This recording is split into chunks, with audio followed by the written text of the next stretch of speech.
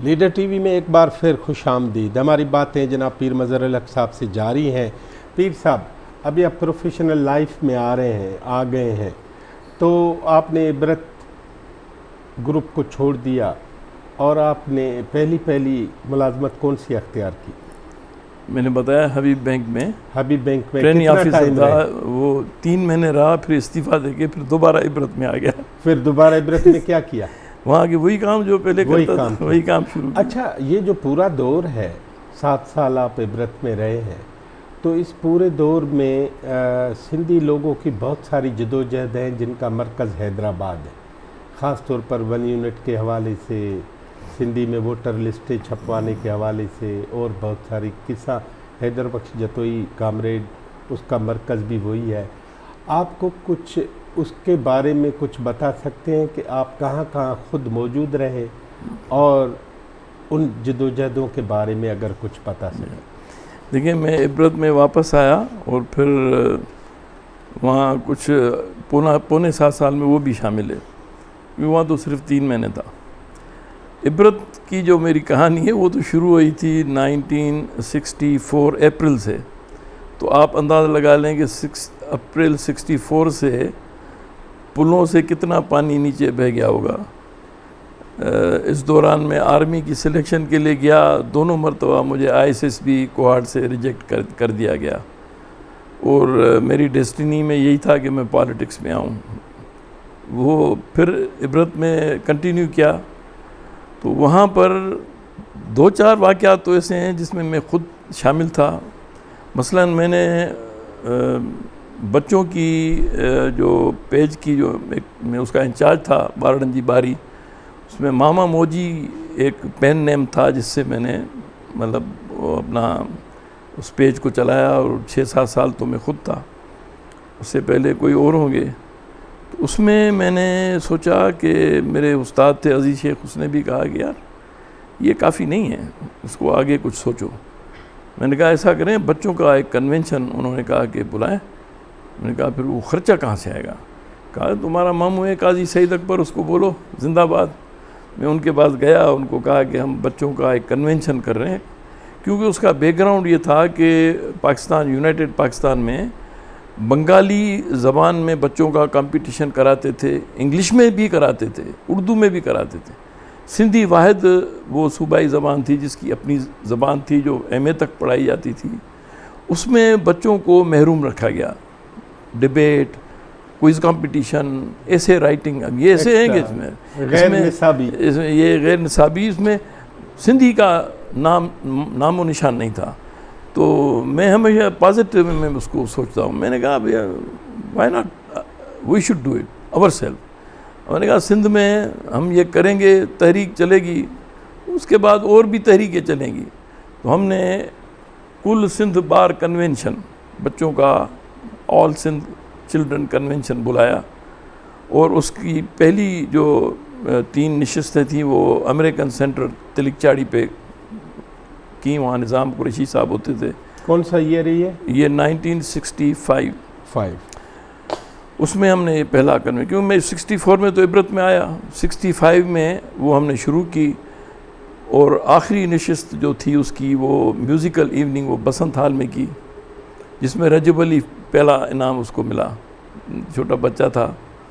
और मुस्तफ़ा कुरैशी साहब, Abdul Karim Bloch, Abdul Haq Abro, server Bloch, ये हमारे रेडियो के साथी भी उसमें उन्होंने हमारे साथ पूरा ताउन किया। काजी सईद अकबर साहब चूँकि ख़ुद भी अलगोज़ा बजाते थे, he was a very good algoza nawaz, उनका उस्ताद भी खमीसो ख़ान था, तो वो चीफ़ गेस्ट हमने उनको किया। हमने कहा 2000 रुपये उन्होंने दिए हमें ख़र्चे के लिए, तो कम अज़ कम ये हक़ बनता है कि वो इस तकरीब के मेहमान ख़ुसूसी हो। वो बहुत ज़बरदस्त किस्म का फंक्शन हुआ, और उनमें इनामात तकसीम हुए, ये हुए। अब वो काजी सईद अकबर साहब ने किए और बड़ा खुश हुआ। उन्होंने कहा ये 2000 रुपये दिए, 2000 रुपये बड़ी बात थी उस वक्त में, तनख्वाह 100 रुपया हो तो बड़ी बात। उसमें ताउन किया ना हमारे दोस्तों ने। अब्दुल जब्बार अब्बासी मरहूम, उनके वालिद मुख्तियार कार थे हैदराबाद के, उन्होंने भी काफ़ी इसमें सपोर्ट की।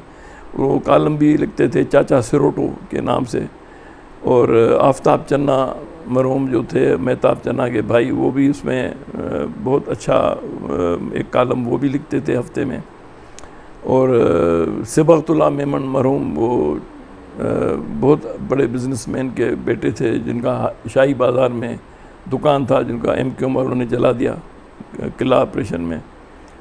वो बहुत ज़बरदस्त था। उसमें नीचे बेसमेंट में एंटीक सिंध की जो पुरानी उसके पास थी वो भी जला दी। और डॉक्टर नबी बख्श बोलो फॉरेनर्स को वहाँ लेके जाके दिखाते थे ये सिंध का कल्चर है ये। बहरहाल अफसोसनाक बात है। तो वो भी बड़ी हमारी मदद करता था। काफ़ी दोस्तों ने उसमें साथ दिया। तो कुछ किसी ने कोई खाना एक वक्त का खिला दिया। अब बच्चों को कहाँ रहा है, फिर हॉस्टल हमने तलाश की, ट्रेनिंग कॉलेज की हॉस्टल, दूसरे उनकी मिठाराम हॉस्टल वगैरह उधर बच्चों को ठहराया। उनके वालिदैन भी आए, ज़ाहिर बच्चे छोटे उनके सारे सिंध से आए। तो ये पहली कन्वेंशन थी, ज़बरदस्त कामयाब गई। और उसके नतीजे में बच्चों में ये जो एहसास महरूमी था, उनको हमने इनाम दिए भाई। पहला इनाम, फिर दूसरा इनाम, तीसरा इनाम। उसमें एजाज कुरैशी को डिबेट में, जो प्रोफेसर एजाज कुरैशी, उनको पहला इनाम मिला डिबेट में। दूसरा इनाम अब्दुल जब्बार अब्बासी को मिला। इस तरह से रजब अली का मैंने बताया। अब ये उस वक्त के नौजवान ये थे, मेरी उम्र भी कोई बड़ी नहीं थी, मैं तकरीबन हम उम्र था। लेकिन ये कि मेरे को बहुत शौक़ था कि हम पीछे क्यों रहें, हमें नहीं दे रहे वो लोग, तो नहीं दें, खुद करते हैं। वैसे क्यों नहीं दे रहे भाई? जाहिर है वो हमें मान ही नहीं रहे थे, हमारी लैंग्वेज। हमने तो पाकिस्तान बनाया था। हाँ, यही तो उनसे पूछे कि हमने कसूर क्या क्या। नहीं, आपका तजिया क्या है? तजिया ये क्या, हमें ये सेकंड रेट सिटीजन समझते थे। फिर वो कन्वेंशन हुआ, फिर उसके बाद फिर दूसरे साल दूसरा किया। अच्छा, फिर 5 कन्वेंशन किए, सालाना तकरीब हो गई। सालाना तकरीब हो गई। फिर हमने अपील की जो हमारी, फिर हमने ब्रांचेस बनाई सारे सिंध में, हर डिस्ट्रिक्ट में एक ब्रांच। और फिर उसकी इलेक्शन कराने जाते थे, ऐसे थापते नहीं थे, इलेक्शन कराने जाते थे। हमारे हर इबरत के हर डिस्ट्रिक्ट में नुमाइंदे होते थे। जैसे मोहर्रम अली भट्टी हमारा होता था नवाब शाह में, नवाब शाह का होता था। इस तरह हर डिस्ट्रिक्ट में होते थे। उनको हमने कहा यार, एडिटर साहब की भी सपोर्ट थी, अजीज़ शेख साहब हमारे उस्ताद थे, उनकी भी सपोर्ट। हमने वहाँ जाकर वहाँ पर ज़बरदस्त तरीके से उनके कन्वेंशन कराते थे। वो उनमें से भी बहुत बड़े ज़बरदस्त नाम निकले। बताएं। जुल्फ़कार कादरी AG सिंध बन गया, सिंध हुआ, लाड़काना का लाड़काना का। इस तरह बहुत सारे, इस्माइल उठे जो बदीन में था वो मिनिस्टर बन गया। अब्दुल गफूर मेमन, वो अभी तक जिंदा है, अल्लाह ज़िंदगी दे उसको, वो सेशन जज बन गया, ATC का जज भी बन गया। इस तरह एजाज कुरैशी देखें, वो शाह लतीफ़ चेयर का डायरेक्टर बना। मतलब ये आप देखें ना, बेनज़ीर भुट्टो का चेयर का कराची यूनिवर्सिटी में डायरेक्टर बना। मकसद है कि उस वक्त हमने बच्चों में एक हलचल पैदा की कि भाई you are the future of Sindh. क्या आपको इसलिए ज़रूरी है कि आप सिंध के रहने वाले हैं, सिंधी ज़बान बोलते हैं, इसलिए पाकिस्तान का जो इनाम है वो आपको नहीं मिलेगा। हमने बच्चों को उससे निकाला। फिर आया 1 यूनिट के ख़िलाफ़ तहरीक का दौर। मैंने कहा अब ये भी मौका अच्छा है। हमने क्या किया कि एक तो पहले, उससे पहले जनरल मूसा थे गवर्नर वेस्ट पाकिस्तान के। हमें हर साल वो आता था गवर्नर वहाँ के, शाह लतीफ़ बिटाई के उर्स पे। तो मैंने एक मंसूबा बनाया कि आफ्ताब चन्ना मरहूम को मैंने कहा कि भाई एक हम रिप्रेजेंटेशन देते हैं। अब देखो मैं खुद छोटा था, लेकिन मेरा दिमाग ये था कि हम कायदे कानून की कार्रवाई करें, कागज़ सरकार के ऊपर डालें। हमने एक रिप्रेजेंटेशन बनाई कि सारे पाकिस्तान में मतलब आप देते हैं, बंगाली में, उर्दू में, इंग्लिश में। भाई इंग्लिश से हमारी सिंधी अच्छी नहीं है, आप हमें भी दें। वो बच्चों की तरफ से, सिंध के बच्चों की तरफ से हमने एक रिप्रेजेंटेशन बना के मेमोरेंडम, उसको छापे कहाँ? अब ये भी एक मसला था ना, अभी कोई अखबार वाला तो नहीं छापेगा। मैंने क्या किया कि साइक्लो स्टाइल कराया, वो हमारे इबरत में मौजूद थी सहूलत। फिर उसको हमने वहाँ साइक्लो स्टाइल करके छपाया काफ़ी तादाद में। वो फिर मैंने आफ्ताब चन्ना को कहा ये तुम उसको बड़े खूबसूरत तरीके से आप जाके गवर्नर साहब को ऊपर जाके देना। कहा वो तो पकड़ लेंगे वहाँ पर, हमें जाने ही नहीं देंगे। मैंने कहा हिम्मत करना, छोटे बच्चे को कहेंगे ऐसे ही आ रहा है खर्ची के लिए, गलती की है। तो वो बेचारे को तैयार किया। उनकी बहनों ने, मैडम अजीज़ा चन्ना, और उन्होंने बहुत साथ दिया। उनकी मेहताब वालों ने ज़बरदस्त सपोर्ट किया। वो उसको मैं अपने साथ ले गया उसको। मैंने कहा हम बैठे इधर ऑडियंस में, शेख अली महमूद हमारे एडिटर वो बैठे थे। मैंने कहा हम ये कार्रवाई करने जा रहे हैं। उन्होंने कहा चलो ठीक है। तो वो वहाँ वो ऊपर गया जनरल मूसा की तरफ। अभी मैंने ये कहा कि भाई जब उसको वो आफ्ताब वहाँ जाए तो हमारी एक टीम हम में बैठी थी, तुम ऑडियंस में बांटना शुरू कर दो, ताकि ऐसा तो ना हो कि बस एक ही गवर्नर को मिले, दूसरों को भी पता पड़े कि ये थी क्या चीज़। वो जैसे ऊपर चढ़ा, वहाँ डीएसपी सिटी था, एक बहुत मशहूर आदमी था, वो उधर खड़ा था। उसने देखा ये क्या है, वो एकदम से उसको आगे पकड़ा, जब भी मार के उसको ले गया। लेकिन हमने पीछे सबको बांट दिया, हमारा काम तो हो गया।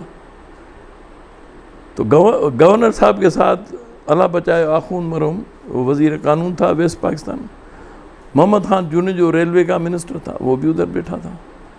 अब जब फंक्शन ख़त्म हुआ तो अब हम परेशानी में कि अभी उनकी बहनें मुझे मोचड़े मारेंगी, ये तुमने हमारे भाई को गायब करा दिया। उनको ले गए, उनको ले गया, आपको डीएसपी आपको ले गए।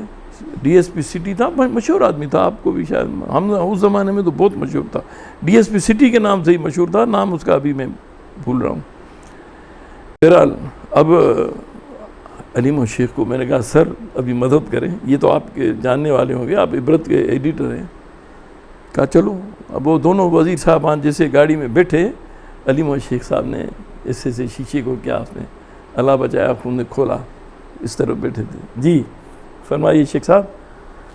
ये वो बच्चा बेचारा हमारे इबरत का लिखने वाला है, उसने क्या कोई बम तो नहीं था, उसने दरख्वास्त दी।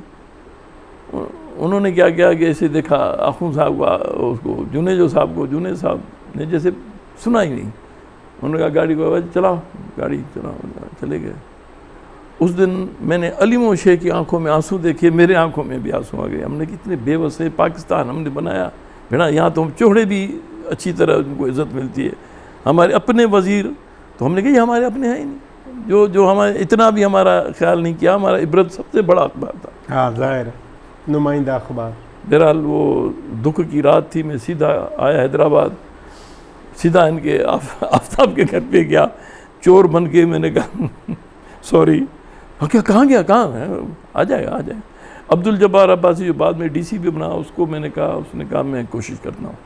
वो चला गया, इनके सबके पास जाके उनको कहा, उसका वालिद मुख्तार कार था, उसने कहा ये क्या बात है। उस डीएसपी के पास भी गया, उसने कहा यार उसने हमारी मुसीबत ला गया, हमने सिक्योरिटी ब्रीच हो गई, इनको पता ही नहीं है ये उस पिटीशन कुछ भी हो, बम तो नहीं था लेकिन सिक्योरिटी तो ब्रीच की ना, मेरा तो बेड़ा गर्क कर दिया नौकरी मेरी में। माफ़ी तलाफ़ी, सुबह को फिर उसको छोड़ दिया, छूट गया, मेरी जान छूट गई। लेकिन हमने क्या क्या डरे नहीं, हमने क्या क्या वन यूनियन के ख़िलाफ़ एक तहरीक चल रही थी, हम यूनिवर्सिटी के स्टूडेंट भी थे।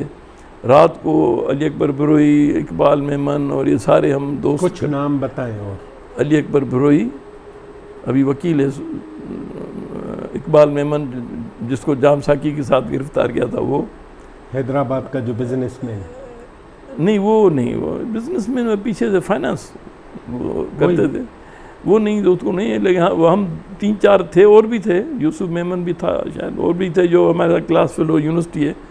मुझे याद है हम सेंट मेरीज़ के ऊपर हमने एक कट्टर बनाया कि वन यूनिट तोड़ो वरना क्या, सवाल का बड़ा निशान लगा दिया। वो कट्टर होता है ना जो लगा के, वही हम वहाँ सीखे। इबरत से स्याही उठाई, डब्बे में ब्रश उठाया, बस दीवार पे लगाओ, वो छप जाता था। वो ही हमने उस वक्त सीखा स्टेंसिल। हाँ, तो वो हम फिर एक दूसरे के कंधे पे चढ़ के ऊपर करते थे, तो कोई मिटा नहीं थे, ऊपर जाके लगाएंगे तो कौन जाएगा ऊपर। अब या मिटाने के लिए सीढ़ी ले आए, या एक दूसरे के कंधे पे चढ़े। हाँ खैर मुझे याद है उस उस्मान कैनेडी उस वक्त हमारे मुखालिफ थे, उस वक्त वो गुजरे, उन्होंने मुझे जानते थे, कहा क्या कर रहे हैं पी साहब, हमने कहा कार्रवाई कर रहे हैं अपनी वाली तुम लोगों को भी फ़ायदा होगा। बैठे ना अभी असेंबली में, उस वक्त तो नहीं थी MQM, लेकिन वो फिर हमारी पार्टी में आ गया। उस्मान कैनेडी बड़ा अच्छा था, पंजाबी महाजिर पख्तून, हाँ उसमें था, हाँ, लेकिन वो फिर जमीयत में चला गया, लेकिन वो आदमी बड़ा अच्छा आदमी था। मैं उसको बताऊँ तो हमारा बाद में सपोर्टर भी रहा बहुत, हालांकि अच्छा। उसको सिंध यूनिवर्सिटी में अगवा करके ले गए थे, वो भी एक बड़ी कहानी है। मुझे एक बात बताएं ये तहरीक कौन चला रहा था? खुद ही लोग बस, नो लीडर, पार्टियां कोई नहीं थी? नहीं पार्टी हमारी जीएम सैयद के जो था ना, सिंध कौमी इत्तेहाद था ना, लेकिन वो हमें कुछ कहते नहीं थे कि ये करो वो करो। नहीं सर, ये जो 1 यूनिट के खिलाफ या वोटर लिस्ट है ये वो, तो पार्टी तो सिंधियों की कोई नहीं थी। कोई नहीं। भुट्टो साहब की पार्टी सही, तो लाला बाद में कादिर बनी। ने खुद चलाई। और भुट्टो साहब ने ये किया कि वहाँ साईं कमरुज़्ज़मान शाह को भेजा, उसने जाके पहले काजी फैज़ मोहम्मद आया, फिर साईं कमरुज़्ज़मान शाह आया, उन्होंने उसको जाके हार पहनाया। मुझे ज़ाती तौर पे पता है तो उसके पीछे कुछ कोई नहीं था, लेकिन वो इतना बड़ा पॉपुलर लीडर बन गया और उसके नतीजे में सिंधी में आज तक वो लिस्टें छपती हैं। भुट्टो साहब 1 यूनिट के हामी क्यों थे? हामी नहीं थे कभी भी। ये बहुत गलत प्रोपेगेंडा है। ये हमारे जो नाम निहाद भुट्टो साहब फातिमा जिन्ना के हामी खिलाफ क्यों थे? वो देखें ना, वो तो उस वक्त वो अयूब खान के वजीर थे, इसीलिए जो कैबिनेट में आदमी होगा वो बैठ के मैं आपके साथ आऊँ, ये आपका कैमरामैन आपके खिलाफ कुछ करेगा। समझ में आने वाली बात है। लेकिन वो कभी उन्होंने उस पर कोई फ़ख्र का वो नहीं किया। यही बात डेमोक्रेट देखें ना, हम सब में चेंजेस एक नेचुरल चीज़ है। उन ज़मानों में ये सिंधी तहरीकों में भुट्टो साहब इन्वॉल्व नहीं रहे, लेकिन उन्होंने पीछे से मॉरल सपोर्ट, अब जैसे हुकूमत में तो थे नहीं तो उनको हम क्या कहते, उनके पास हम गए, हम जाम साकी के साथ मिल गए, क्योंकि जाम साकी भी जीएम सैयद के साथ थे, SNSF वो भी प्रो जीएम सैयद थे। अच्छा, हाँ जीएम हम सब थे। वो भुट्टो साहब ने जब पार्टी बनाई ना, नहीं जीएम सैयद साहब की पार्टी कौन सी थी? मुस्लिम लीग ना? सिंध कौमी इत्तेहाद जो था ना, उन्होंने एक बहुत बड़ा ज़बरदस्त जॉइंट एक इत्तेहाद बनाया जिसमें सारे थे जो उनके मुखालफिन, सिंध मुत्तहिदा मार, उसमें वो शामिल हुए और उसमें हम सब उनके साथ थे। स्टूडेंट विंग हमारी जो थी जाम साकी साहब की SNSF, यूसुफ लगारी उसके सदर थे। सेक्रेटरी जनरल जो थे मेहर अली शाह थे। नहीं, वो बाद में। अच्छा, हाँ वो जनरल सेक्रेटरी मीर थे, वो तो SSCO में मेरे ख्याल में थे। वो तो मसूद नूरानी की थी ना। ये पहले तो सब इकट्ठे थे ना। बहरहाल वो अभी इतनी याददाश्त मेरी नहीं है कि मैं बैठ के वो करूँ, लेकिन वो मीर थे वो भी बहुत ज़बरदस्त आदमी थे और पलीजो साहब भी बहुत ज़बरदस्त आदमी थे। ये हमारे सारे उस वक्त में जो थे ना, पार्टी तसब नहीं था उस वक्त, सिंध था। पार्टी थी नहीं ना, थी भी तो सिंध हमारा मुहव्वर था, सेंटर हमारा वो था कि भाई इस पे हम सब इकट्ठे हैं। हाँ, फिर ये तोड़ फोड़ यहया खान ने शुरू कराई कि भाई मैं 1 यूनिट तोड़ता हूँ ना, तुम्हारा मसला क्या है। फिर उसने सौदेबाजी करना शुरू की। अब बोलूँगा आपको तो एक ख़तरनाक बात है, लेकिन वो ख़तरनाक है बोलूँगा, लेकिन गालियाँ भी बहुत खाऊँगा, वो बाद में नहीं आप भी उसमें शामिल हो जाएंगे। हाँ। देखिए ना, बात ये है कि हमें पता नहीं था। हमें साईं जीएम सैयद ने कहा बाबा ये जो जाम साकी है ना, ये नेप का एजेंट है। ठीक है। हमने कहा थी नेप भी तो 1 यूनिट के ख़िलाफ़ है ना। जी हाँ, लेकिन वो पनाहगीरों की पार्टी है। और थी भी ऐसा यहाँ पर वो जो महमूद उस्मानी वगैरह थे, उस ज़माने में जमाल नकवी साहब भी थे। हाँ, तो वो ये उनको ये कहते थे छोटे ये सारे जो है वो बोने ये ऐसे हैं। वो जाम साकी प्योर कम्युनिस्ट आदमी थे, लेकिन हमारे स्टूडेंट में कभी उन्होंने कम्युनिज्म की हमें ये नहीं प्रचार की, नहीं। वो अपना कहते लेफ्ट के आदमी है बाबा, काम करो। उसको पता था भाग जाएंगे, ज़ाहिर है मैं तो कम्युनिस्ट नहीं हूँ, न हो सकता हूँ, लेकिन मैं उनका हामी ज़रूर था कि वो जाम साकी का सिर्फ कि उसकी जद्दोजहद थी, उसको सलाम है। उसने बहुत बड़ा ज़बरदस्त काम किया। ये अभी जो लोग हैं इनको तो कुछ पता ही नहीं है। नहीं, उस ज़माने तक जाम साहब ने कौन सी जद्दोजहद की कि आप मुतासिर? स्टूडेंट्स को उन्होंने मुत्तहद किया और SNS पहले HSF थी, हैदराबाद स्टूडेंट फेडरेशन। वो तो हर ज़िले में अपने ज़िले के नहीं, पहले सिर्फ उन्होंने HSF बनाई, फिर उसको वसअत दी उन्होंने। HSF में कौन कौन थे? उसमें यूसुफ लगारी सदर था, जनरल सेक्रेटरी जो है वो जाम साकी था, और जामिया अरबिया में एक बहुत बड़ा जलसा उन्होंने मुनक्कद कराया जिसमें भुट्टो साहब को इनवाइट किया कि आप आएँ। अब देखें ना, ये भुट्टो साहब का वहाँ आना बड़ी एक बात। बहुत बड़ा वाक़या है। फिर ये अगर आप कहेंगे ये सपोर्ट लेकिन नहीं ये है नहीं, सपोर्ट है कहीं या भी नहीं पता है, आप बता रहे हैं। हैं? ऐसे हाँ, मैं सच बता रहा हूँ। इसकी माना आप बहुत छोटे हैं मैं तो छोटा हूँ। और इसकी माना जो लोग हैं वो अच्छा है कि आप आए मिले। आप अली अकबर बरोई से पूछें, वो हमारे मैं जानना चाहता हूँ, ये सारी अहम बातें हैं। फिर उसमें मुझे अच्छी तरह याद है हाकिम अली जरदारी भी आए थे और वो MNA थे उस वक्त, वो भी भुट्टो साहब के साथ आए थे। फिर जब जलसा ख़त्म हुआ तो नीचे के किसके MNA थे सर? पीपल्स पार्टी के। नहीं, ये तो फिर 71 के बाद की बात बता रहे हैं ना। नहीं, वो बाद में MNA बने, उस वक्त तो उनके साथ थे कैंडिडेट के हैसियत में। वो पीपल्स पार्टी ज्वाइन कर चुके थे और ये कामरेड उसको हम समझते थे क्योंकि वो हमारा वास्कट पहन के साथ थे। और वो फिर कैफ़े जॉर्ज में हम बैठे आके जलसे से ख़त्म होके, तो ये आ गए और सबको उन्होंने कैफ़े जॉर्ज के पेटीज़ बड़े ज़बरदस्त होते थे, वो सबको खिलाए। उन्होंने कहा कि ज़बरदस्त आप लोगों ने फंक्शन किया, बड़ा इनकरेज किया। बहरहाल तो ये तो बाद की बात है। मैं आपको 1 यूनिट की तहरीक की बता रहा हूँ कि उसमें बड़ा रोल अदीबों का था। हाँ, दानिश्वर अदीब। दानिश्वर अदीब कौन सी पार्टी थी? कोई पार्टी नहीं। नहीं, मैं वही तो कह रहा हूँ। ये सारे और इबरत में क्या, हमारे मालकान कोई मुझे इजाज़त देते कि तुम जाके 1 यूनिट के खिलाफ तहरीक चलाओ। वैसे मीडिया क्या करती थी उस ज़माने? मीडिया छुप छुप के सपोर्ट करती थी हमें। छोटी खबरें, छोटी खबरें, बड़ी खबरें, बिहाइंड दी कर्टेन, इधर उधर बहुत होता है। सहाफ़ी अगर चाहे तो सब कुछ कर सकता है, लेकिन उनका इबरत का जो बोता होता है, हम उसको बोता कहते हैं, उसमें से लोगों उसमें से सिंध का नक्शा निकलवा दिया, इश्तिहार बंद कर दिए। यही तरीके होते हैं ना हथकंडे। तो बहरहाल वो उसके बावजूद उन्होंने बड़ा 1 यूनिट के ख़िलाफ़ हर चीज़ को वो उछालते थे, उसमें कवरेज देते थे। मुझे याद है हमने बच्चों का एक जुलूस निकाला 1 यूनिट के ख़िलाफ़। वाह, बच्चों का जुलूस, बारड़न जी बारी हैदराबाद जे तरफ़ां ने होम स्टे हाल चाड़ी तई वो ते 12 नारा हणंदा अथनि, बैनर हथ में 1 यूनिट तोड़ियो, 1 यूनिट तोड़ियो, 1 यूनिट। बच्चे, अब देखें ना, ये खबरें कहीं तो जाती होंगी ना कि भाई ये बच्चा बच्चा इसका मुखालिफ है।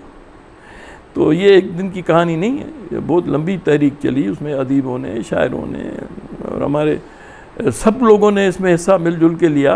ये क्लाइमेक्स कैसे आया? 3 ख़वातीन ने जो भूख हड़ताल की और गिरफ्तार हुई। सही, ये आपको बताऊं कि ये ज़बरदस्त अख्तर बलोच थी उसमें, नसीम सिंधी, नसीम सिंधी, रियाज, रज़िया मेमन। हाँ, पहले अख्तर बलोच आई। 3 थी ये। मैं समझता हूँ पहले दिन जो थी वो पहले थी। अच्छा। वो अब्दुल्ला खान बरोई SP से, एक्टिंग SP थे, और अब्दुल करीम लोधी उसमें DC थे हैदराबाद के। हाँ, अब वो ये उनके लिए बड़ा मसला बन गया क्योंकि ये तो नई बात थी ना। DC के दरवाजे पे अब्दुल करीम लोधी आया, वो सिंधी बोलता था। उन्होंने कहा अम्मा लगे। फिर आपा शम्स को बुलाया, आपा मरियम को बुलाया। वो अम्मा छा थी कि उनकी उस्ताद थी, ज़ाहिर है आपा जान वञे कौन कदावर शख्सियतें। तो ये बात है कि इसमें सिंधी लोगों ने एक ज़िंदा कौम के का होने का सबूत दिया।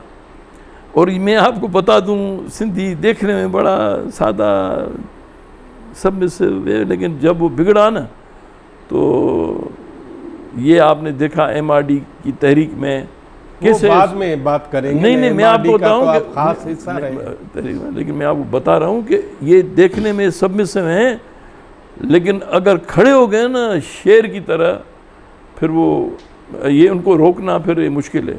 मैं आपको इसलिए बता रहा हूँ कि सिंध के लोगों को आम तौर पे लोग समझते हैं अरे मेहमान नवाज बड़े शरीफ आदमी हैं, बहुत, ये देखें कितने वो जी हुजूरी हैं, वडेरे हैं, वो हैं, आम आदमी नहीं है।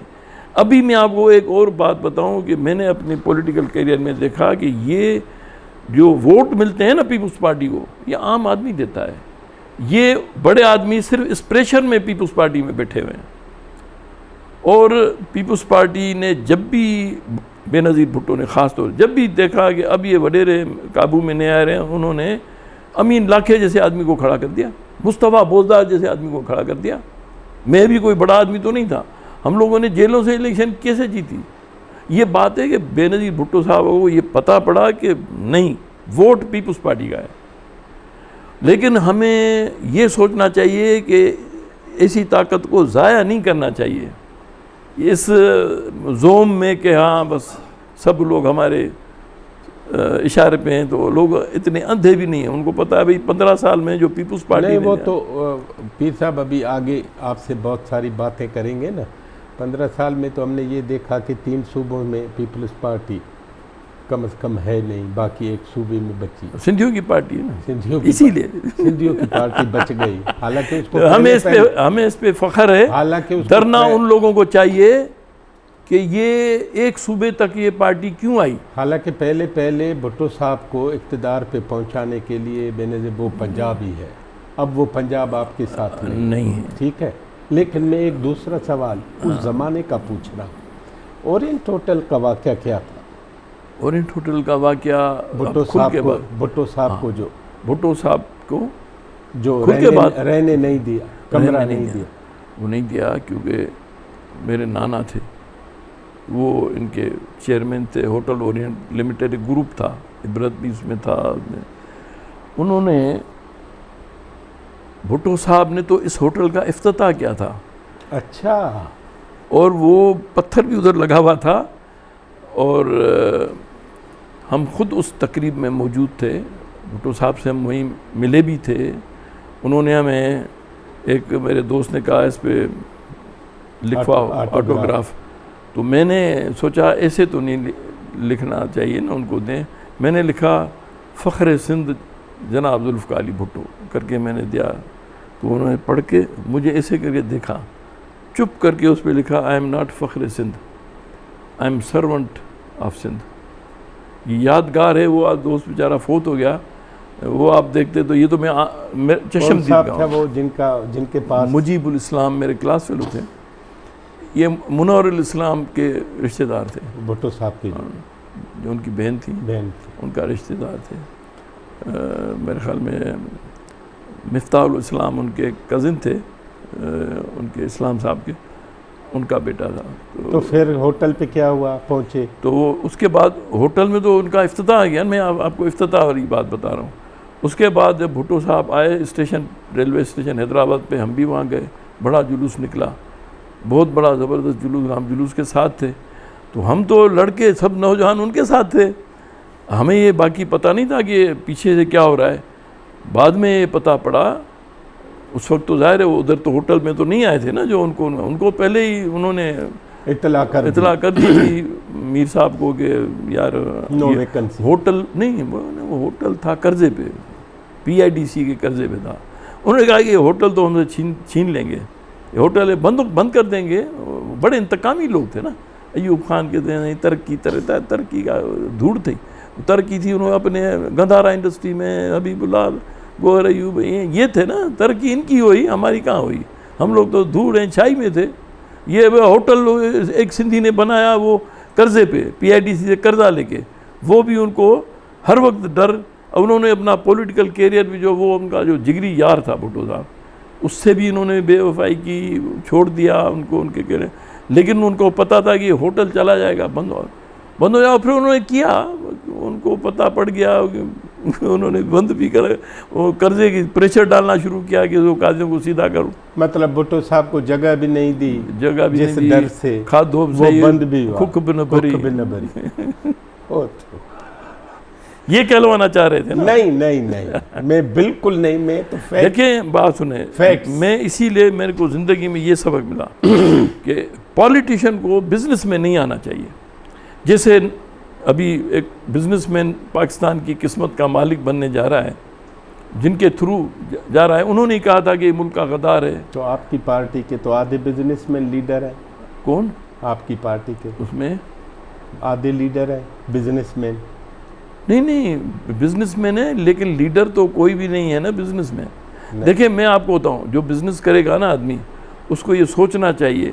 और वो आप देख रहे हैं कि वो कमज़ोर हो जाते हैं ना, फिर थोड़ा प्रेशर पड़ता है तो फिर आपको कहते हैं कि लोटा बन गया। भाई लोटा कैसे नहीं बनेगा भाई, या सियासत करो या माल कमाओ।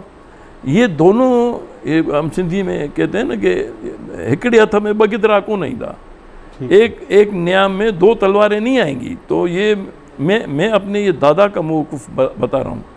मेरे सामने 2 मिसालें हैं, एक दादा का, एक नाना का।